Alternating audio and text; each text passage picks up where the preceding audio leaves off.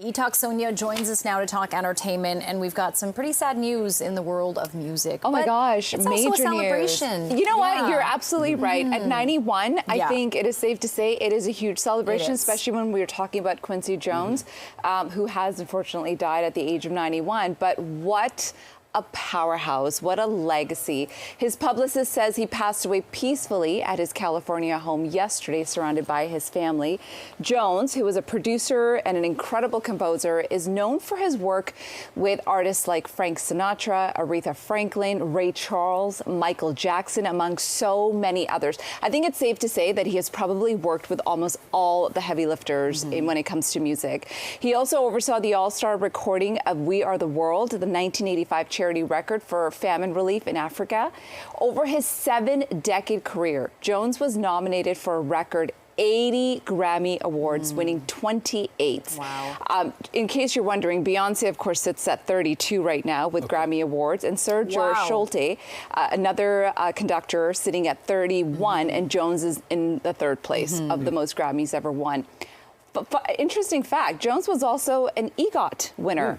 He won an Emmy in 1977 for composing the score for the TV show Roots. Of course, the 28 Grammys. I think that one definitely, even just like one right there is included for sure. Oscar, he won the Jean Hersholt Humanitarian Award at the 1994 Oscars, and he won a Tony Award in 2016. That's not that long ago, for a musical for producing the Broadway revival of The Color Purple. So EGOT winner there as well. In a statement, his family says that they are heartbroken, of course, but are celebrating the great life that he lived. This news obviously broke not too long ago, so I can imagine we're going to see so many tributes. We're going to cover that on E-Talk as well. But starting off with Grammy-winning singer-songwriter Victoria Monet, to one of my biggest inspirations. Quincy, I love you so much. Your legacy will live on forever and ever. Haven't definitely got an upgrade with you. Actor Coleman Domingo tweeted, he asked, "Where are you from?" "Philly," I replied. His eyes twinkled, and we talked about the Uptown Theater. I was so thrilled to meet Mr. American Music himself. What a way to describe him. Beautiful tribute. Right? I love that. Yeah, beautiful. Paints such a picture. It's the anecdotes, right, with that one-on-one conversations that people have with these legends that we get to hear about after. Yeah, exactly.